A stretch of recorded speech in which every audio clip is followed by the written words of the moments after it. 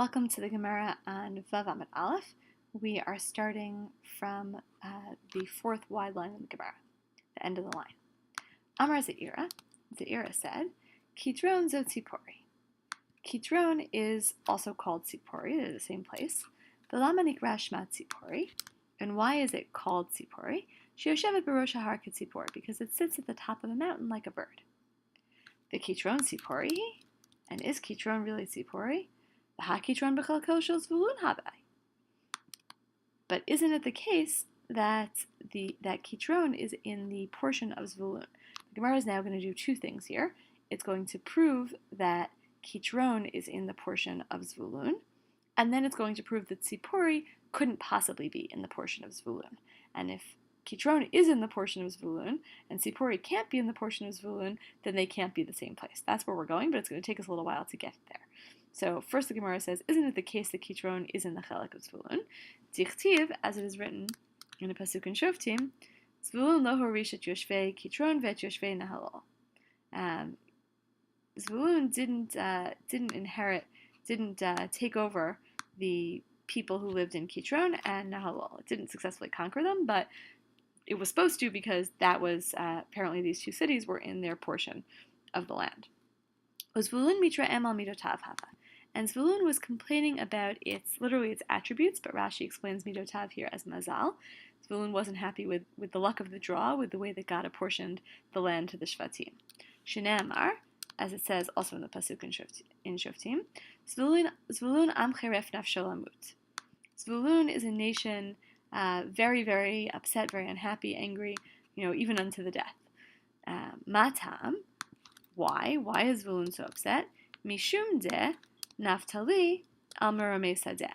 Because the continuation of the pasuk says, Naftali al meramei sadeh. Naftali was on the heights of fields, meaning Naftali had lots and lots of fields, and Zvulun apparently didn't. They were unhappy with their portion. Here's the midrashic explanation of what happened. Amar Zvulun lifnei HaKadosh Baruch Hu. Zvulun said before God, Ribono shel olam, Master of the world, la'achai natata lahem sadot ukramim. To my brothers you gave fields and vineyards, v'li natata harim uva'ot, and you gave me mountains and valleys. La'achai natata lahem artzot. My brothers you gave land to. V'li natata yamim v'naharot, and to me you gave the waters, you gave the seas and the rivers. Amarlo, God said back to him, Kulan tzrichin lacha ayedei chilazon.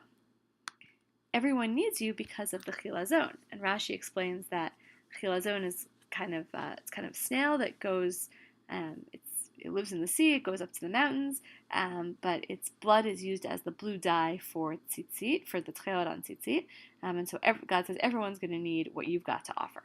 Shnei Amar, as it says, also in Zvarim Lamed Gimel, which we read recently in Shul. It's the very end of the Torah, and it's the blessings to the tribes.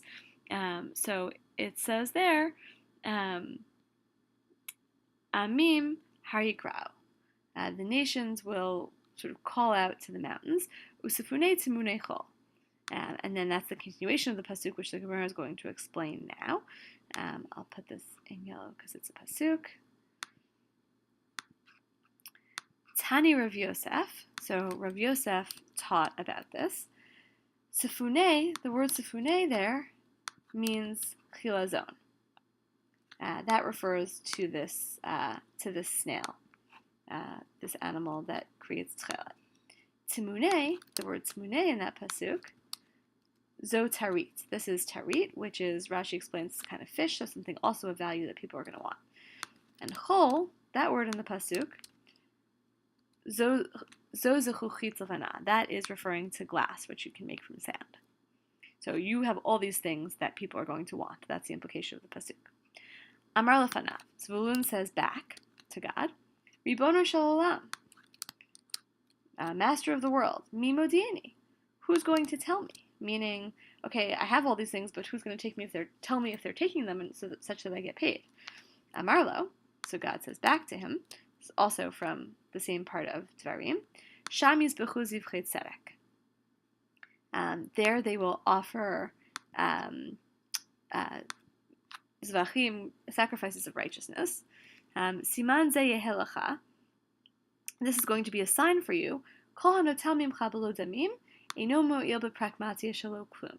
Anyone who takes something from you without paying, below damim, his pragmatia, his business stuff, will come to nothing.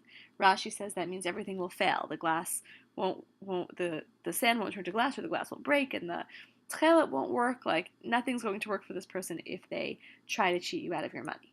You'll always get paid. So again, that first part, this pasuk from Shoftim proves that Zvulun did have kitron, and this whole second part comes to prove that Zvulun was very unhappy with their portion. So here's the punchline: V'isal gadaitzcha kitron zotzipori amai mitrel midotav. If you were to think that kitron is tzipori, why would Zvulun be complaining about its portion?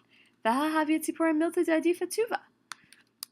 Isn't it the case that tzipori is a thing which was great, which was very much preferential? Tzipori was a great piece of land. V'chi tema deleit ba zavat chalav udvash.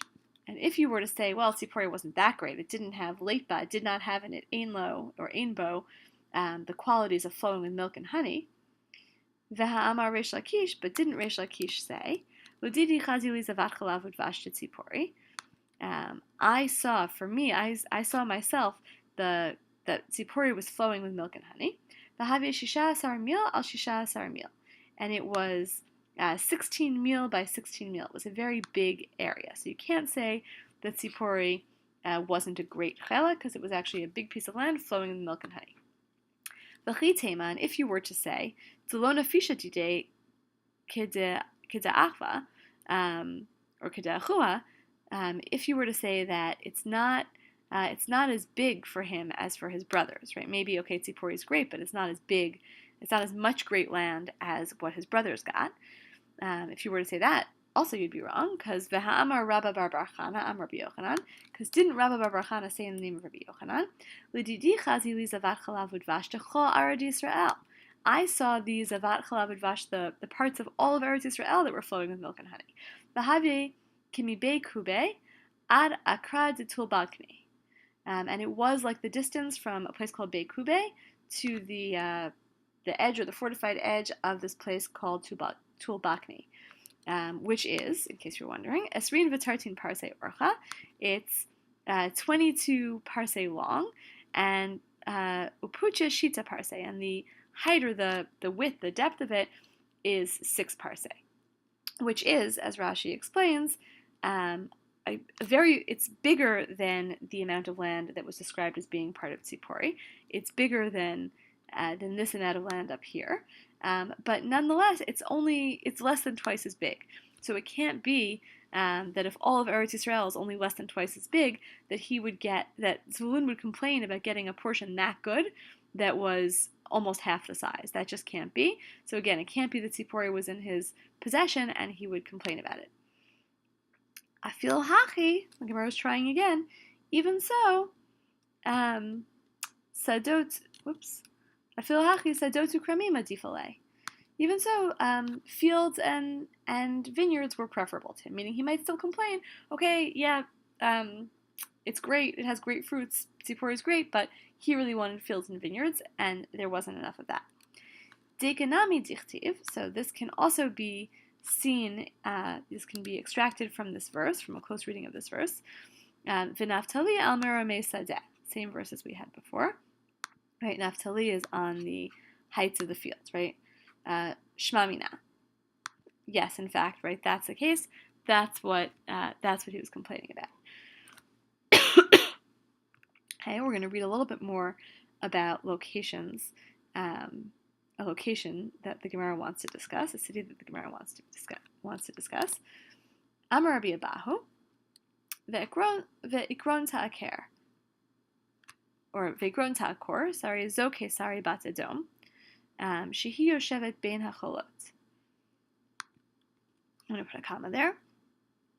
So this pasuk in Sefania, Ekron should be uprooted. This is a reference to Kesari, to the city of Kesari, Bat Edom, which belonged to Edom.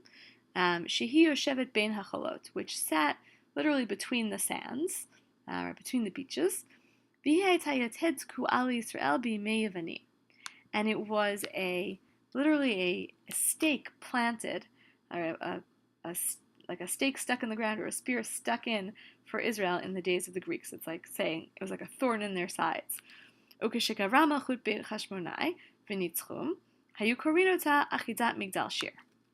And when the kingdom of the Chashmonaim came and defeated them, and was able to take over the city, they called it Achidat Migdal Shir. They called it the taking of Migdal Shir. Okay, we're going to stop there, and here are your questions. First of all, what question overall is the Gemara concerned with? Particularly in the first section that we read here, before we got to Amar Rabbi Abahu. What's the general question the Gemara is concerned with? And again, right before the Amar Rabbi Abahu, what is the conclusion of the Gemara? What does the Gemara decide about Tzipori vis-a-vis Kitron? And final question, what's so nice about Tzipori? What are the positives about Tzipori as a place? At the beginning of class tomorrow, I'm going to ask you a question about this final section, Amar Rabbi Abahu, but that's the end of your homework, and these questions are also on the question sheet.